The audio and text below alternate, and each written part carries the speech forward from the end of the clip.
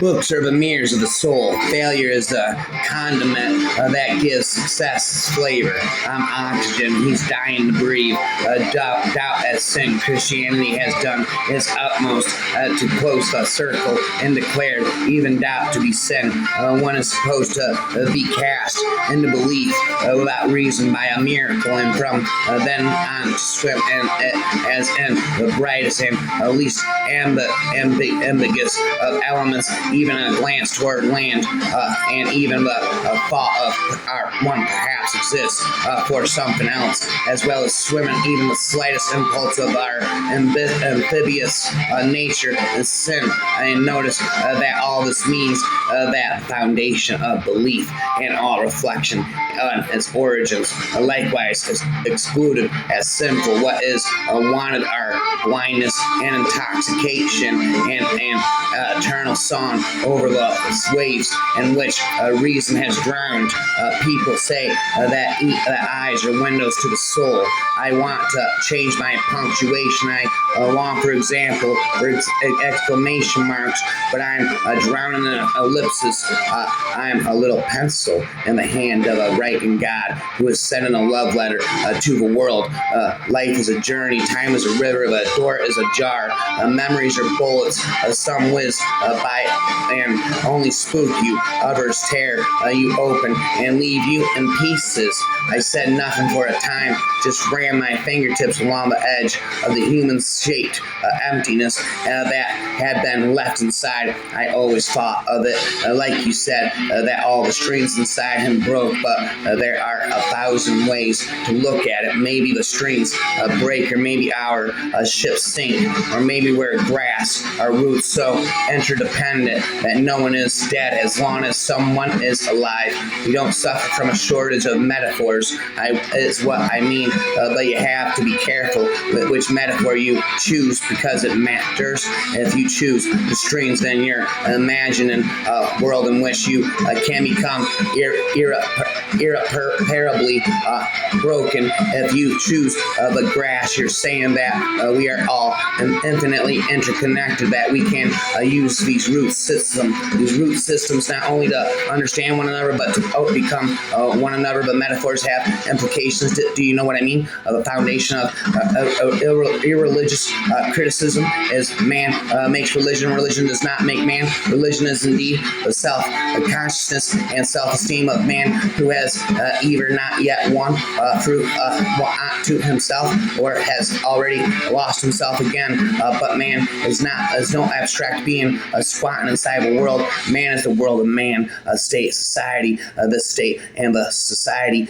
produce religion, which is an inverted consciousness of a world because they are an inverted world. Religious suffering is at one of the same time the expression of real suffering and a protest against real suffering. Religion is the sigh of an oppressed creature, the heart of a heartless world, living in a fucked up world, and the soul of soulless conditions is the opium of the people.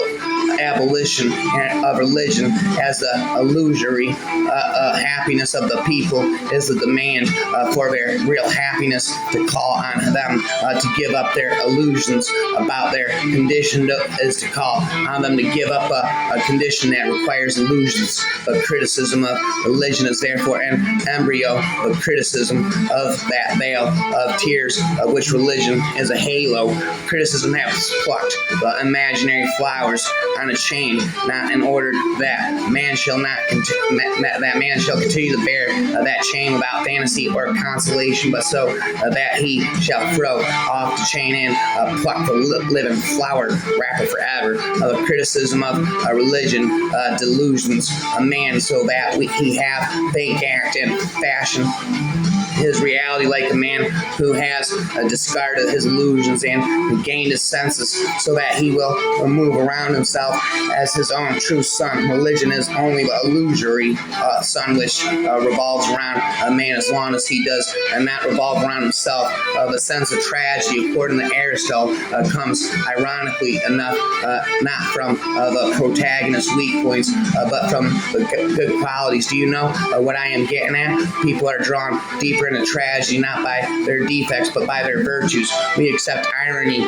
through a device called metaphor, and through that we grow and become deeper human beings. Love is a snowmobile racing across a tundra, and then suddenly it flips over, pinning you underneath. At night, the ice weasels come. Half the people in the world think that the metaphors of our religious traditions, for example, are facts, and the other half contends that they are not facts at all. As a result, we have who considers themselves believers because they accept metaphors as facts, and we have others who classify themselves as atheists because they think religious metaphors are lies. The psychotic drowns in the same waters in which the mystic swims with delight. She's the kind of girl who climbed the ladder of success rung by rung. I am not plain or average or God forbid vanilla. I am peanut butter rocky road with multicolored sprinkles, hot fudge, and a cherry top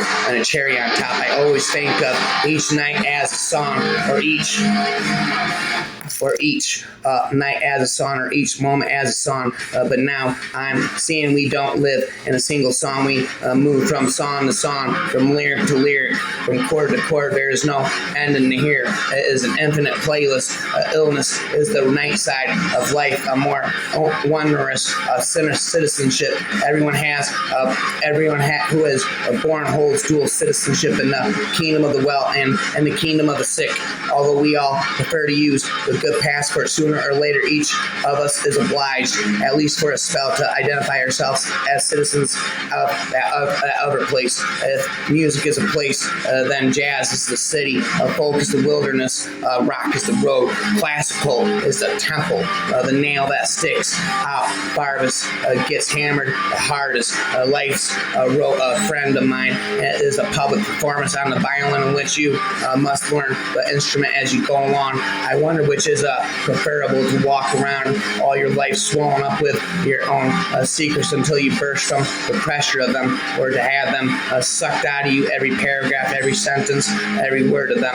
So at the end you're depleted of all that is once as precious to you as hoarded gold, as close to you as your skin. Everything that was of the deepest importance to you, everything that made you cringe and wish to conceal, everything that belonged to you alone, and must spend the rest of your days like an empty sack flapping in the wind, an empty sack branded with a bright fluorescent label so that everyone will know what sort of secrets used to be inside you. It's just like when you've got some coffee that's too black, which means it's too strong. What do? You integrate it with ice cream. You make it weak, but if you pour too much ice cream in it, you won't even know you even ever had coffee. It used to be hot, it becomes cool. It used to be strong, it becomes weak. It used to wake you up, but now it puts you to sleep. Happiness is the china shop, love is the bowl. Life is a climb, but the view is great. And now, my poor old woman, why are you crying so bitterly? It is autumn, but leaves are falling from the trees like burning tears. The wind howls. Why music you mimic turn them? I know the expression love blooms is metaphorical, but in my heart, in this moment, there is one badass flower captured in time, lapse photography, going from bud to wild radiant blossom, and 10 seconds flat. Computers are like Old Testament gods, lots of rulers and no mercy. The creative act is letting you down of the net of human imagination into the ocean of chaos on which we are suspended, and the attempt to bring out of its ideas is the night sea journey alone. A fisherman on a tropical sea with the nets, and you let the nets down. Sometimes tears through them that leaves them in shreds, and you just row for shore and put your head under your bed and pray. At other times, what slips through are the minnows of this theological metaphor of idea chasing, but sometimes you can actually bring home something that is food for a human community that we can sustain ourselves on and go forward. Life is a moderately good play with a badly written third act. The road is life. A man is born broken. He lives by mend, and the grace of God is blue. It is commonly expressed in rather a nice romantic notion that we are all sisters and brothers. Let's be real facts, as we might be better served to accept that we are all siblings. Siblings fight, pull each other's hair, steal stuff, and accuse each other of indiscriminately.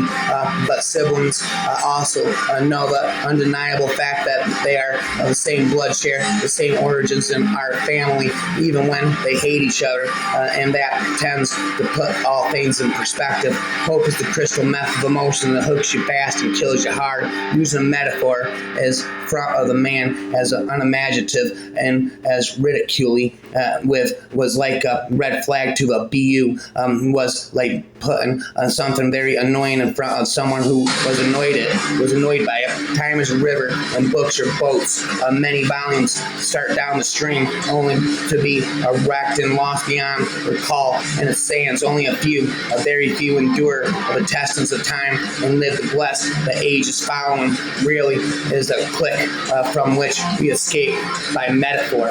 All that is transitory is but a metaphor. The common man prays, I want a cookie right now, and God responds, if you listen to what I say tomorrow, I will bring you 100 cookies. Read them, spit in poetry is like undressing before a bath. You don't undress out of fear that your clothes will become wet. You undress because you want the water to touch you. You want to completely immerse yourself in the feeling of the water and emerge anew.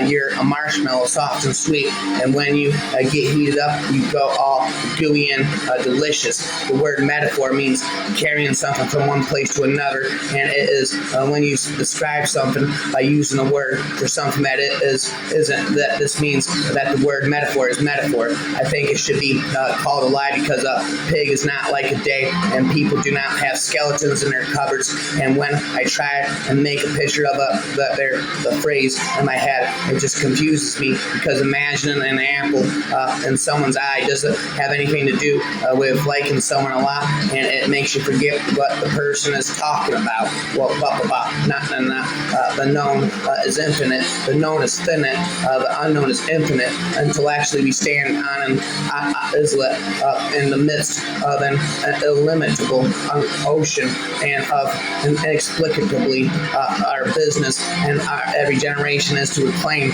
a little more land, to add something to the extent and the solidity of our possessions. And even a cursory chance glance at the history of the biological sciences during the last quarter of a century is sufficient to justify its assertion that the most potent instrument for the extension of the realm of natural knowledge which has come into man's hands since the publication of Newton's Principia is Darwin's Origin of Species.